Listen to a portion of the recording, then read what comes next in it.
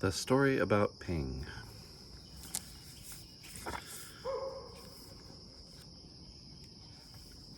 Once upon a time there was a beautiful young duck named Ping. Ping lived with his mother and his father and 2 sisters and 3 brothers and 11 aunts and 7 uncles and 42 cousins. Their home was on a boat with 2 wise eyes on the Yangtze River.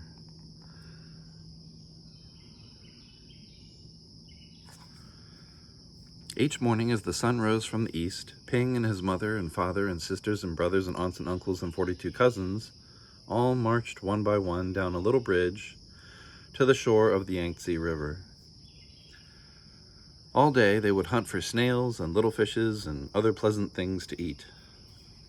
But in the evening, as the sun set in the west, la la la la lay, would call the master of the boat.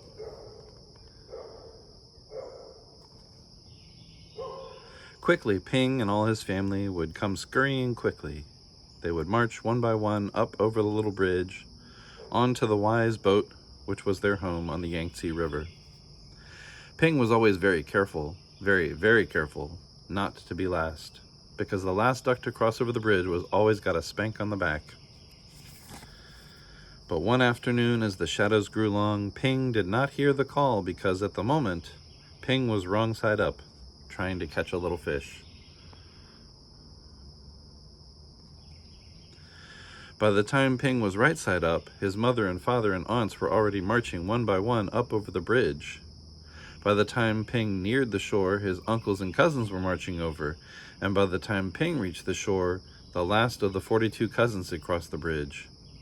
Ping knew that he would be very last, and the very last duck, he would be last, the very last duck if he crossed the bridge.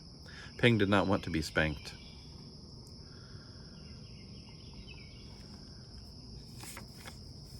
So he hid. Ping hid behind the grass, and as the dark came and the pale moon shone in the sky, Ping watched the wise-eyed boat slowly sail away down the Yangtze River. Bye-bye, boat. All night long, Ping slept near the grasses on the bank of the river with his head tucked under his wing, and when the sun rose up from the east, Ping found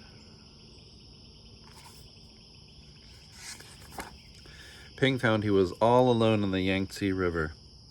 There was no father, no mother, no sisters, no brothers, no aunts or uncles, no 42 cousins to go fishing with Ping. So Ping started out to find them, swimming down the yellow waters of the Yangtze River. As the sun rose higher in the sky, boats came, big boats and little boats, fishing boats and beggars' boats, houseboats and raft boats, and all these boats had eyes to see with. But nowhere could Ping see the wise-eyed boat which was his home.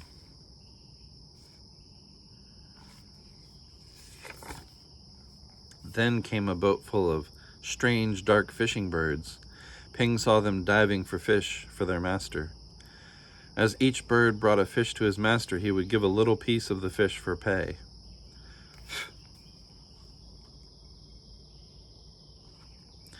Closer and closer swooped the fishing birds near Ping. Now Ping could see shining rings around their necks, rings of metal made so tight the birds could never swallow the fish that they were catching. Swoop, splash, splash. The ringed birds were dashing here and there all about Ping.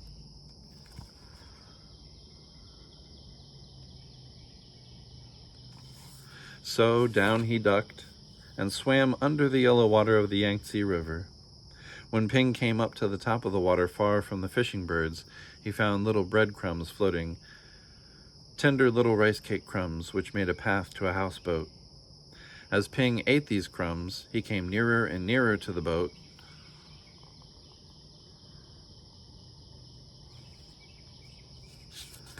Then, splash! There in the water was a boy. A little boy with a barrel on his back which was tied to a rope from the boat, just as all boat boys from the Yangtze River are tied to their boats. In the boy's hand was a rice cake. "Oh, woo!" cried the little boy, and up dashed Ping and snatched the rice cake.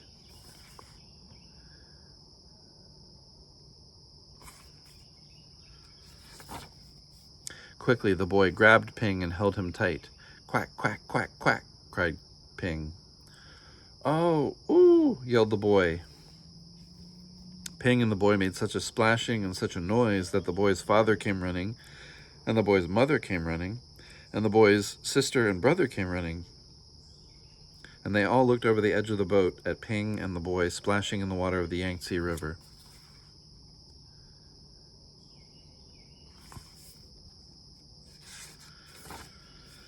Then the boy's father and mother pulled at the rope, which was tied to the barrel on the little boy's back.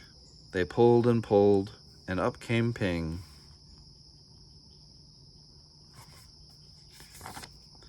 And the boy onto the houseboat. Ah, a duck dinner has come to us, said the boy's father. I will cook him with rice at sunset tonight, said the boy's mother. No, no, my nice duck is too beautiful to eat, cried the boy.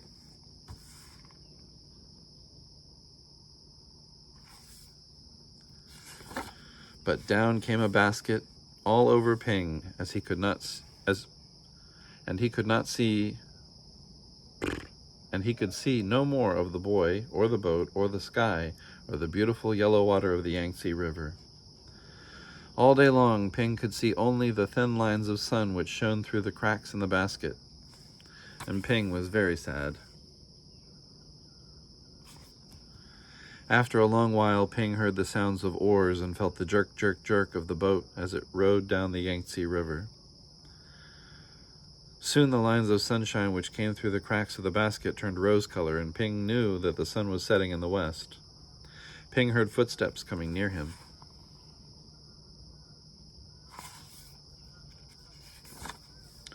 The basket was quickly lifted, and the little boy's hands were holding Ping.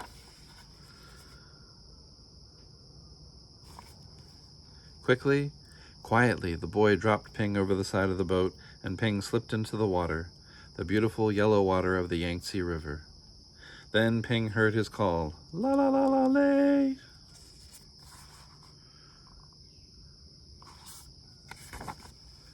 Ping looked over, and there near the bank of the river was the wise-eyed boat, which was Ping's home, and Ping saw his mother and father and aunts all marching, one by one, up over the little bridge. Swiftly, Ping turned and swam, paddling toward the shore. Now Ping could see his uncles marching, one by one. Paddle, paddle, Ping hurried toward the shore. Ping saw his cousins marching one by one. Paddle, paddle, Ping neared the shore, but as Ping reached the shore, the last of Ping's 42 cousins marched over the bridge, and Ping knew that he was late again.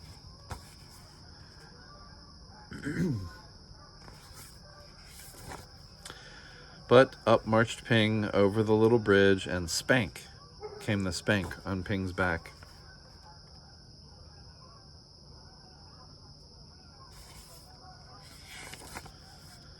Then at last Ping was back with his mother and his father, and 2 sisters and 3 brothers, and 11 aunts and 7 uncles, and 42 cousins, home again on the wise-eyed boat on the Yangtze River.